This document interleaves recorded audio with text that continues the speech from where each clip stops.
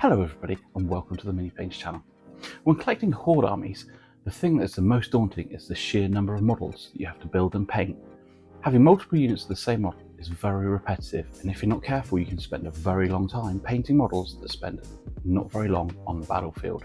I recently started the Genestealer Cults army and wanted the units to look like they have just come onto the battlefield through the sewers or dug their way in. But at the same time I didn't want to spend hours on each individual model, knowing that my first initial army had 70 models and it was only 1,000 points. With this in mind, I decided that I'd paint a test model and then work out from there where to pull my punches and where to make an effort. First up was to prime my model. As most of the model was white, it made sense to prime with that. Next up was to paint all of the jumpsuit's textured parts, and for this I decided with a nice bright contrast paint straight out of the pot for speed.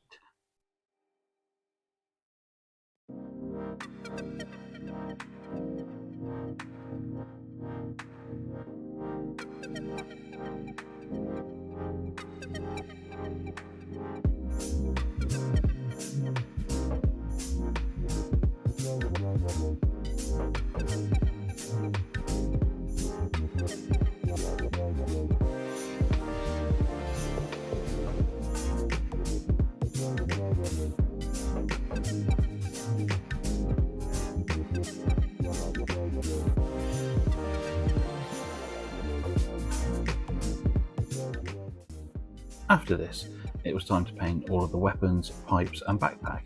For this I used a contrast grey, again for speed, and just gave it that little bit of definition without too much effort.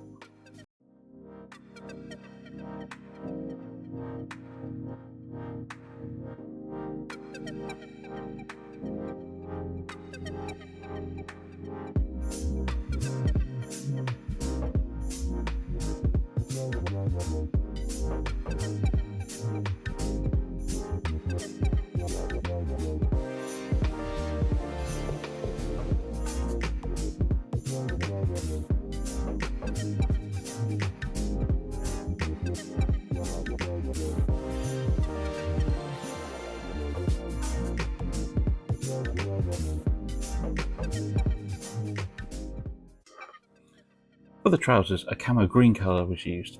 Contrast paints are great for a quick layer of paint that gives simple definition and is done in one coat, thus speeding up the army painting process.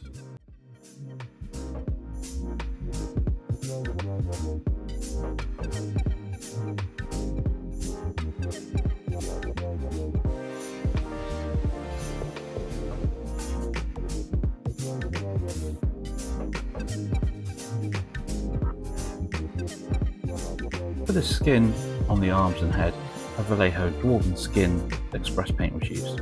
I find that the Vallejo skin colours are the best available in the speed painting ranges.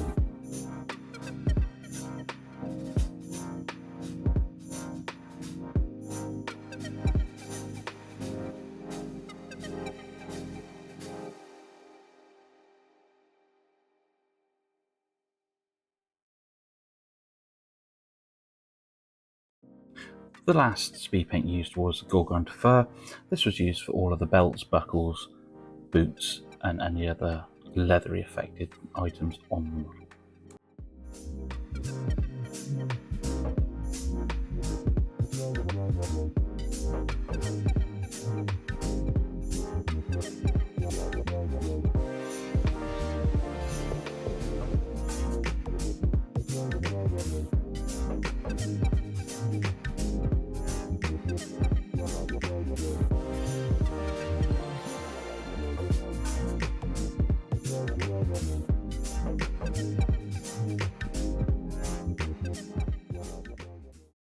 Next up, I've varnished the entire model to protect the contrast paints from rubbing off. Also, as it is matte varnish, I used this before applying any metallics, so that way the metallic paints would keep their shine. I applied a Vallejo aluminium colour to all the edges of the weapons and other grey areas that I wanted to look metallic, but generally only used it as a highlight to make certain bits stand out as if they had been rubbed.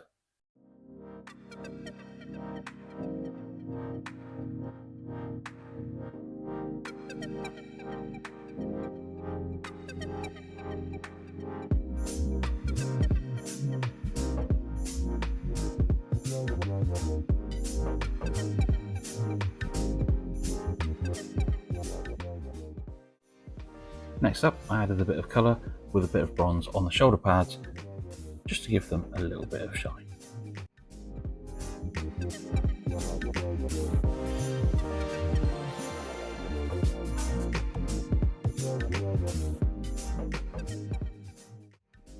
Next up was the way of making them look that grimy effect of coming out of a sewer, and that is enamel streaking grime.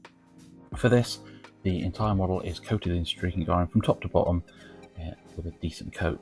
This is then left to dry for about 15 minutes.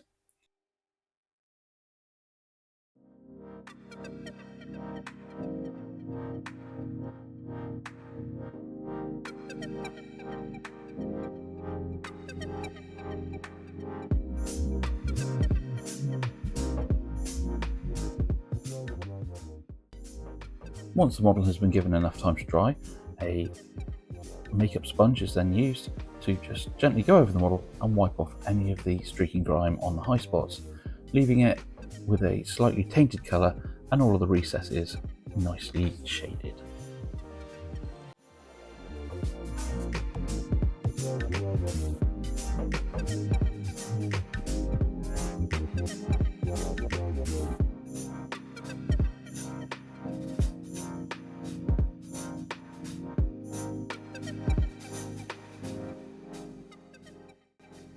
For the base, I started with a nice strong bright red colour, and obviously then base coated the rim a nice satin black.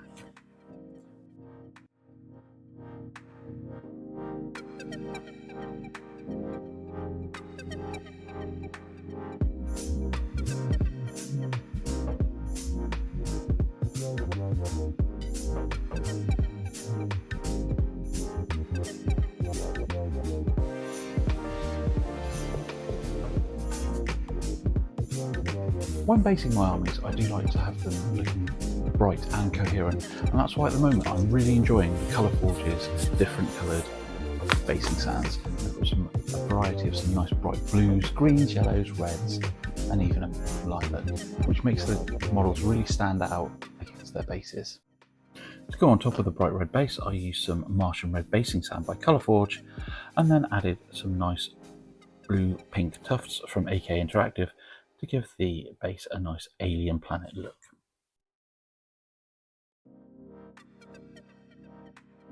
This is the finished look that I want for all of my base models for the army.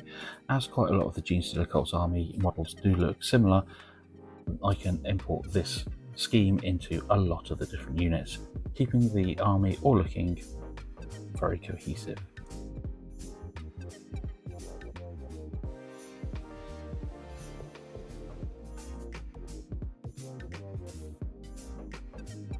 If you have enjoyed this video, please like and subscribe on the buttons below. And also, if you'd like to support the channel further, there is a Patreon link in the description below. But most importantly, thank you for watching. I hope to see you again next time.